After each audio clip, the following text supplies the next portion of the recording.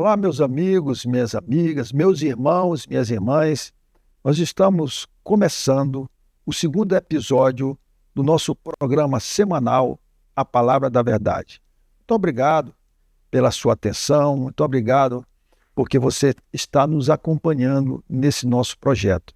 Nós estamos aqui hoje com o jornalista Leno Silva, que na realidade ele é um dos mentores intelectuais desse nosso novo projeto. Eu gostaria que ele se apresentasse aqui e falasse um pouco da sua trajetória também e daquilo que nós estamos projetando para o nosso programa Palavra da Verdade. Muito obrigado, doutor Edemundo. Muito obrigado a todos que acompanham aqui a nossa programação da Alô TV. Para mim é um motivo de muito orgulho estar vivendo esse momento, essa realidade que está acontecendo aqui hoje, porque é um sonho que nós vemos trabalhando aí há mais de 15 anos nessa área da comunicação. Tivemos por 10 anos lá em Senador Canedo nosso estúdio, nosso jornal impresso, e agora estamos aqui com essa estrutura em Goiânia, abrindo esse espaço para que pessoas tão importantes e tão eloquentes como o senhor, que já ocupou tantos cargos aí de relevância no nosso estado de Goiás, e por isso eu disse que é um momento de muito orgulho para mim, de muita satisfação pessoal, em estar podendo estar aqui debatendo com o senhor, uma pessoa que eu sempre admirei, que eu sempre acompanhei o trabalho aí como repórter, como jornalista, e estar tendo o privilégio hoje de ter o senhor como um companheiro de trabalho aqui na nossa casa, da Alô TV, que é uma TV digital que veio aí para fazer a diferença, e eu estou realmente muito realizado com isso, e principalmente por ter a oportunidade de ter aqui para o nosso público um programa tão qualificado que traz a palavra da verdade como base, e eu fiquei assim entusiasmado com o seu programa da semana passada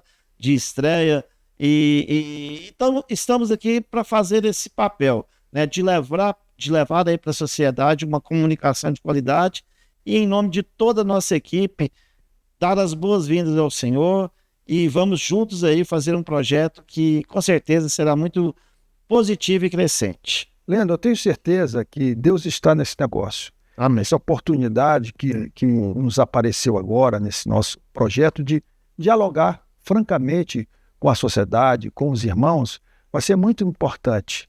Eu acredito que hoje eu estou assim, na maturidade da vida e nós temos muitas coisas interessantes para conversar. Daqui a pouco nós voltamos. Nos acompanhe, fique conosco. A Palavra da Verdade.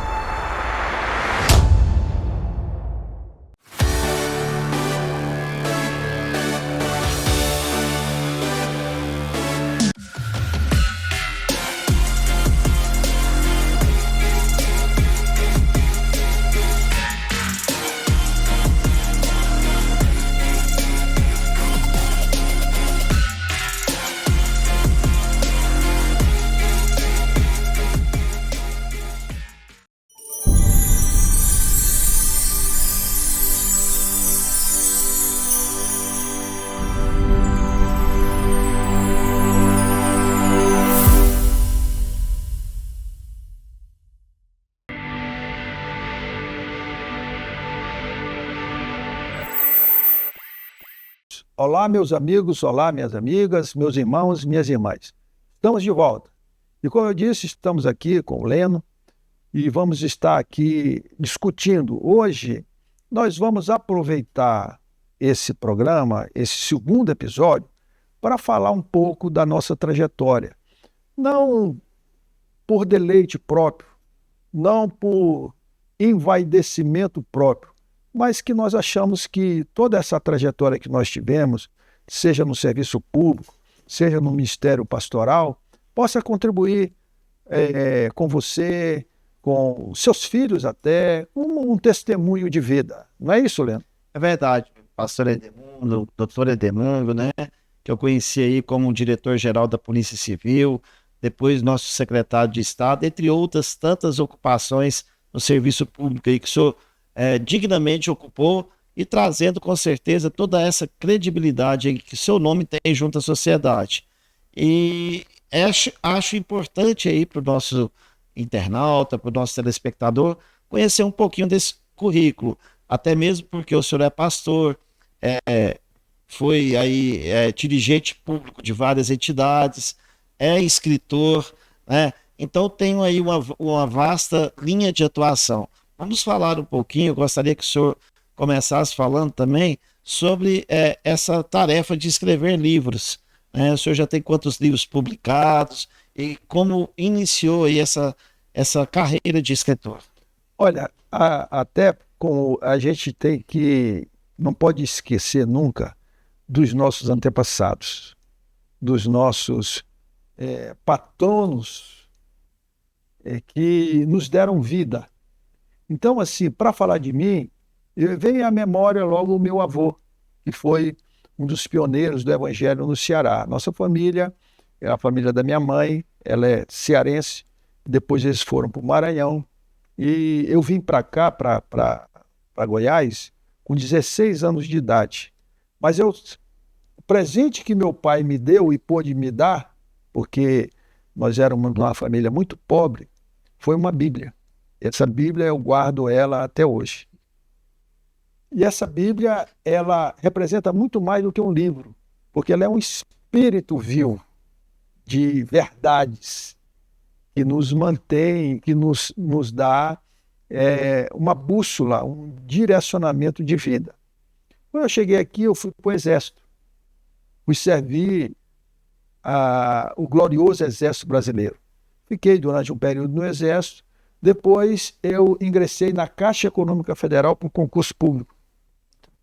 Tinha 36 mil candidatos e tinha 100 e poucas vagas, e nós fomos aprovados naquele concurso, isso no ano de 81 para 82. Trabalhei na Caixa 14 anos, e depois, falando assim rapidamente, né? Sim. Na Caixa mesmo, eu entrei como auxiliar de escritório, escriturário. Com 6 meses já fui substituto de gerente, e eu deixei a Caixa no programa de demissão voluntária como gerente geral em Goiânia. Então, graças a Deus, tive uma participação na militância associativa, sindical da Caixa muito grande, tenho muitos amigos, e eu sou um dos poucos funcionários da Caixa que detém o título de sócio benemérito da Associação do Pessoal da Caixa. Isso, para mim, é uma alegria muito grande. O pessoal da Caixa Econômica Federal, daqui nos próximos programas eu quero trazer alguém da Caixa Econômica Federal para também conversar aqui conosco. Eu tenho um grande carinho, porque a Caixa para mim foi uma escola. Foi a base de tudo. A base de tudo. Como vestir, como se portar, como tratar com as pessoas. Tratar com as pessoas, um atendimento de qualidade. Fiz vários cursos de formação, de aperfeiçoamento. Foi uma escola excepcional para mim. Eu tenho uma gratidão muito, muito, muito, muito forte pela Caixa Econômica Federal.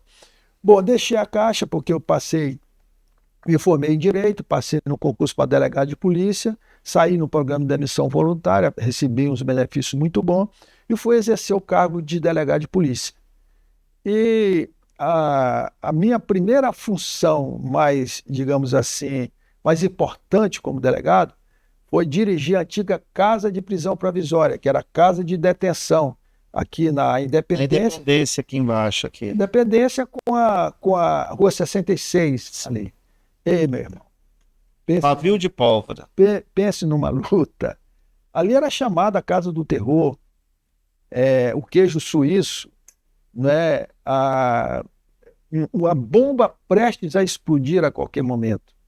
Eu cheguei lá em meados de 96, 95, só para você ter uma ideia, nós tínhamos lá cerca de 68 vagas, tinha 600, quase 700 presos, homens e mulheres, que ficavam misturados. Naquela época, tinha alguns presos que a gente denominava de presos morcego, que dormiam amarrados, porque não tinha espaço.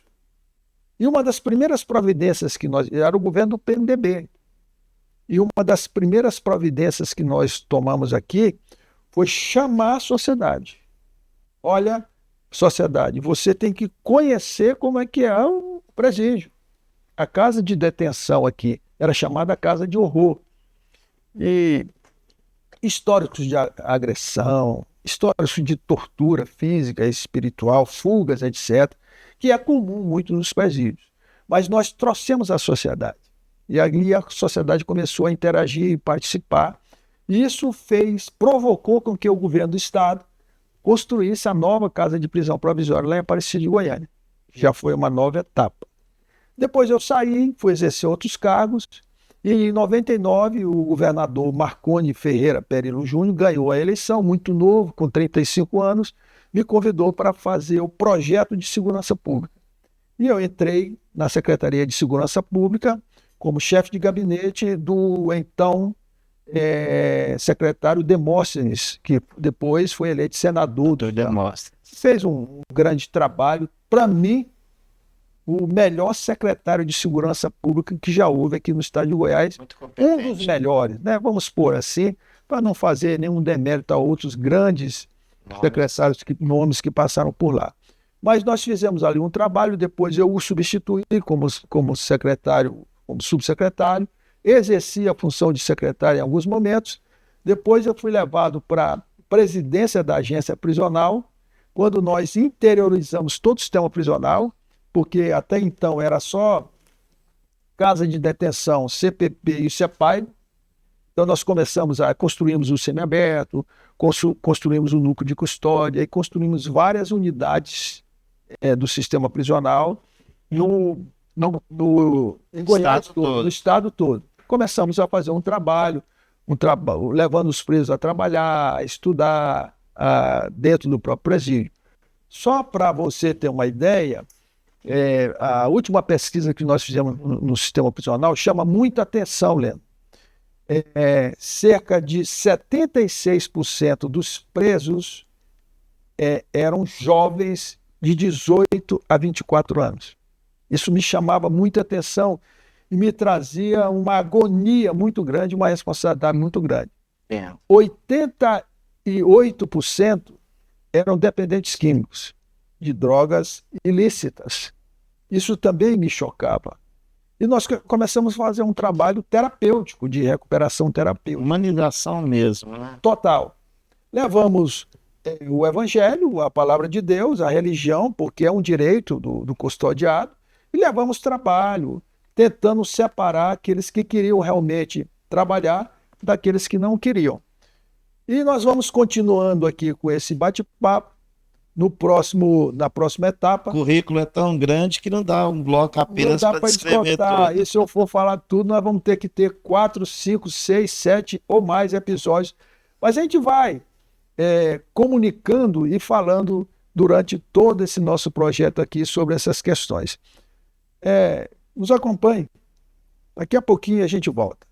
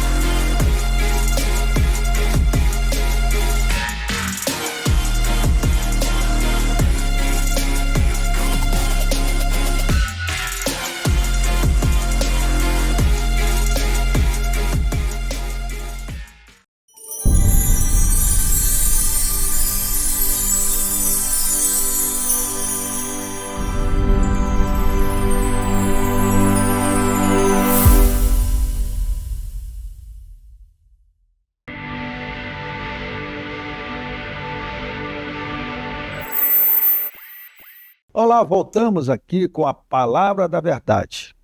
Quando nós encerramos o bloco anterior, nós estávamos aqui interagindo, conversando, dialogando com o nosso amigo, nosso irmão Leno Silva, e eu estava falando um pouco da minha trajetória. E no primeiro bloco foi muito pequeno para falar tanta coisa, porque realmente a nossa experiência são 40 anos de vida pública, pelo menos 40 anos de vida pública, né?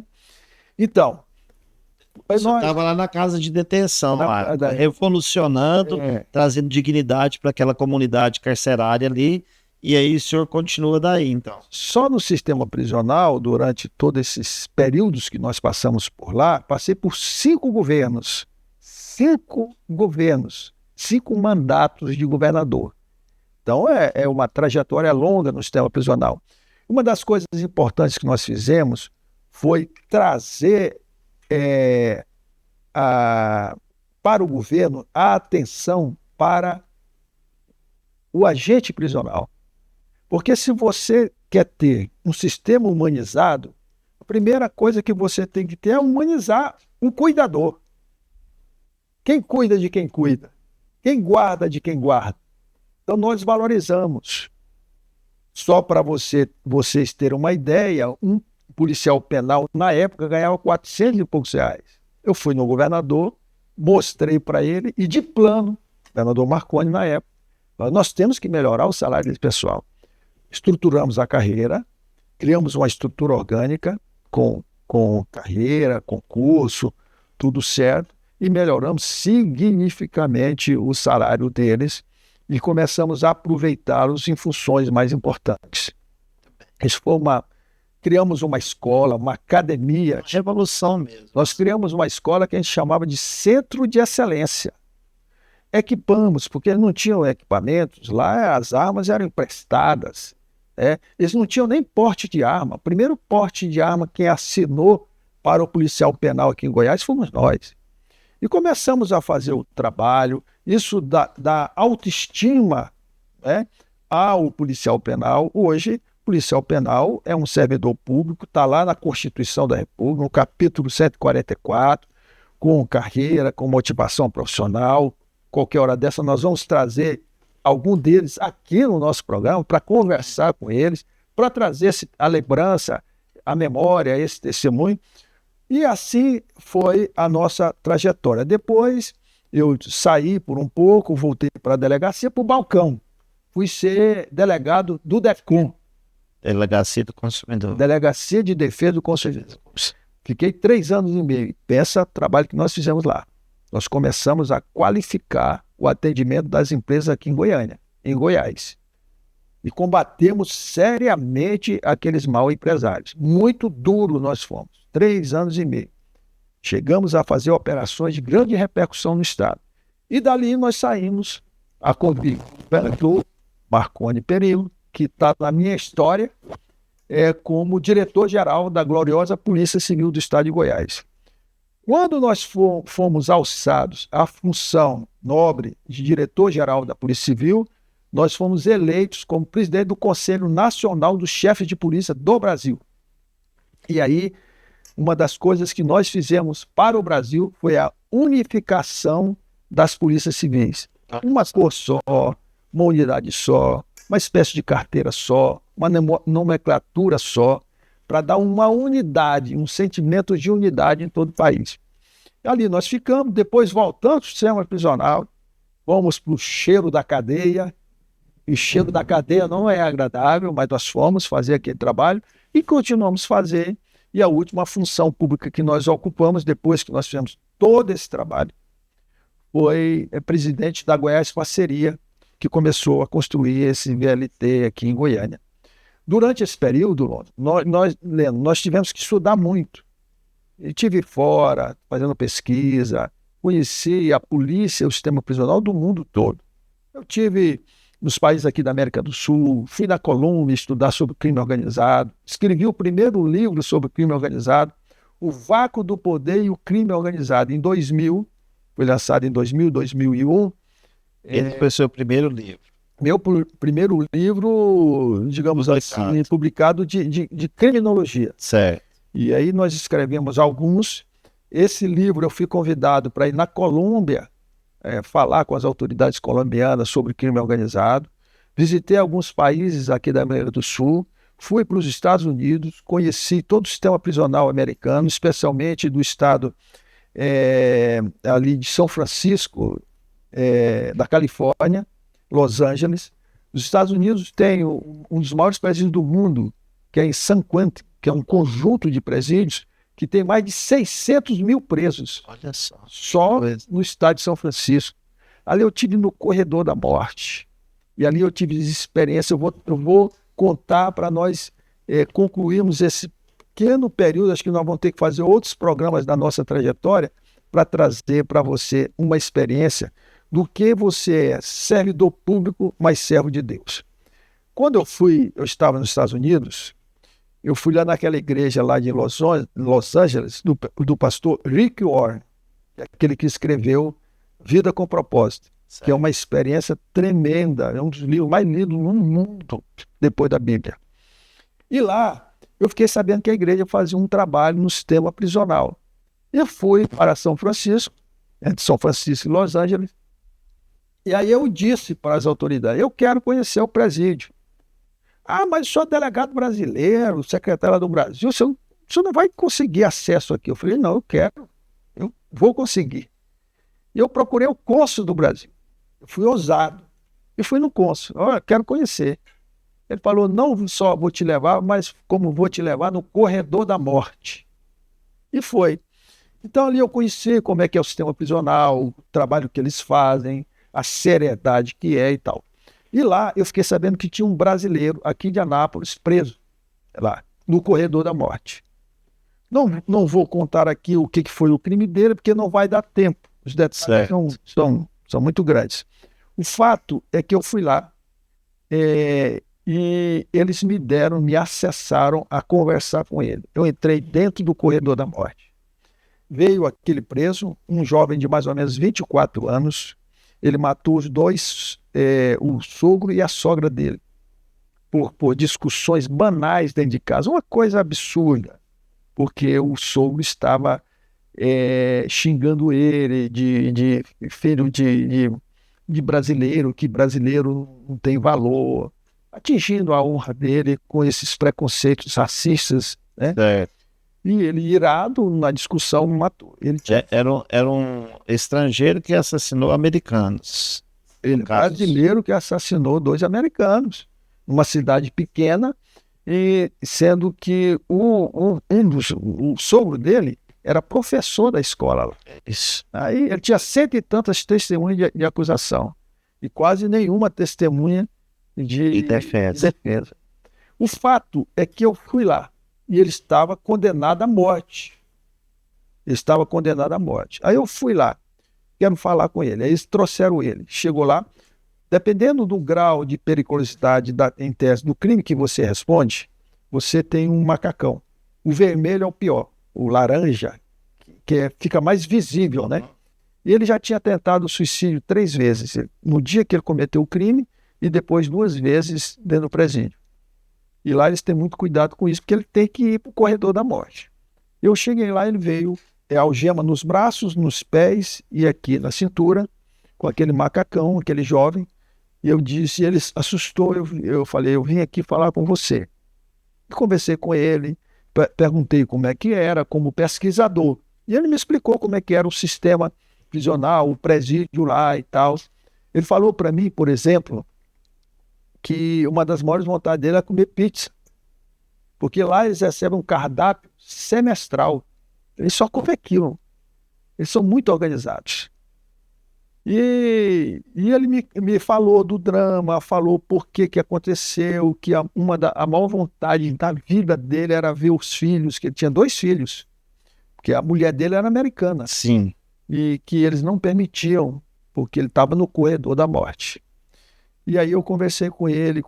Em determinado momento, eu disse para ele, olha, eu vou te falar de um homem que pode te libertar. Mesmo você estando preso aqui, ele pode trazer liberdade, esperança de vida eterna. Esse homem se chama Jesus Cristo. Quando eu falei isso, parece assim um espírito de poder entrou naquela cela, aquela cadeia. E ele começou a chorar, aquele homem. E ele pôs a mão no vidro, porque eu não tinha acesso a ele. Tinha um vidro que separava. O parlatório. E ele pôs a minha mão. Quando eu pus a minha do lado de cá e a dele de lá, parece que um raio de luz entrou. E ele chorava copiosamente. E eu disse, a minha saída, a minha pele. Esse Jesus, com esse homem, que pode me libertar, mesmo preso aqui, condenado à morte, eu posso ganhar a vida eterna. E ele me disse, olha, eu não vou mais tentar suicídio, que o sistema aqui possa ficar tranquilo, porque agora eu tenho algo para crer, eu tenho esperança. Amém. Falei muito com ele.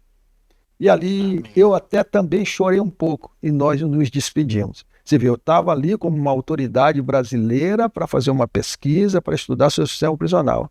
Mas ali também estava um servo de Deus, que não pode perder essas oportunidades. E foi Deus que me levou ali. Eu não fui ali por acaso. Foi Deus, o Espírito de Deus nos conduziu. Eu fui embora. Esse homem me escreveu 2 cartas, depois de lá dos Estados Unidos. Ele já foi liberto do corredor da morte, pegou perpétua. Mas a perpétua você tem perspectiva de sair um dia. Certo. Coisa da morte é morte, né? Porque eles viram lá uma série de atenuantes do crime que ele cometeu. Mas, acima de tudo, ele disse que a partir daquele dia ele teve um encontro com a vida. Ele teve um encontro com a verdadeira vida. Então, assim... Que experiência, né, doutor? A minha trajetória, Leno, é essa trajetória do homem de Deus no serviço público. Como foi Daniel, como foi José do Egito. Então, eu sempre peço para Deus, quase todas as manhãs, as madrugadas, Senhor, usa-me como teu servo, onde quer que eu esteja. Amém. Eu, no sistema prisional, eu sempre levava, eu sempre dizia, eu abria todos os meus discursos assim, Deus é bom, e a sua misericórdia dura para sempre. Algumas pessoas diziam assim, é um xarope, é um sonhador, como disseram de José do Egito. Mas a gente continua levando a palavra de Deus. Meu amigo, minha amiga, meu irmão e minha irmã, estou aqui conversando com o Leno. E nós vamos agora para o último bloco, o bloco de encerramento. E eu quero te fazer um convite. Nos acompanhe, continue nos acompanhando. Até daqui a pouco.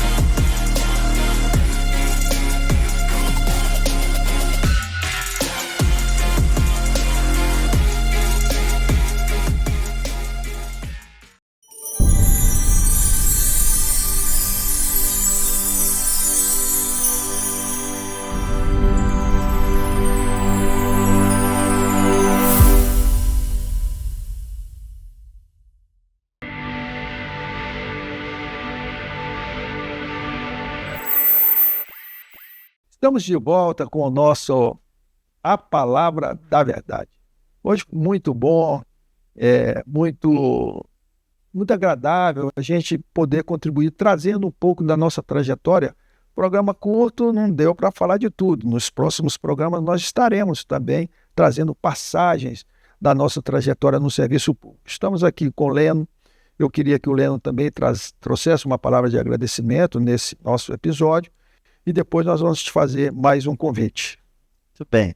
Olha, doutor Edemundo, no início do programa eu falei do orgulho que eu sentia em ter o senhor como nosso colaborador aqui desse projeto da Alô TV, da qualificação do seu nome, da sua trajetória, e esse programa demonstrou um pouco, ainda faltou ainda a sua passagem aí pela Secretaria de Justiça do Estado de Goiás e tantos outros episódios. Eu, como fiz uma carreira do início do meu trabalho jornalístico como repórter policial, acompanhei a sua trajetória ainda na ativa aí da Polícia Civil, e vocês viram aí, né? Começou na Caixa como atendente, foi a gerente geral, começou na Polícia Civil num concurso altamente disputado, foi até o cargo mais alto aí da instituição, que é o diretor-geral.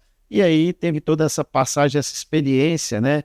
Para a gente que faz reportagem policial e que conhece, e às vezes por dentro, numa cadeia, como que funciona o presídio, sabe que não é algo assim tão amistoso. Ele, com muita competência, e eu tive a oportunidade, na época, como jornalista, de acompanhar essa revolução que trouxe muita dignidade aí para aquelas pessoas que cometem o erro, mas que têm o direito ali de pagar a sua pena com dignidade.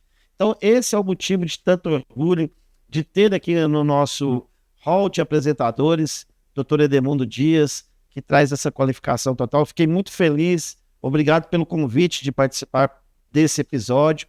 E a você que acompanha aqui a programação da LTV, continue ligado na nossa programação, mande sugestões.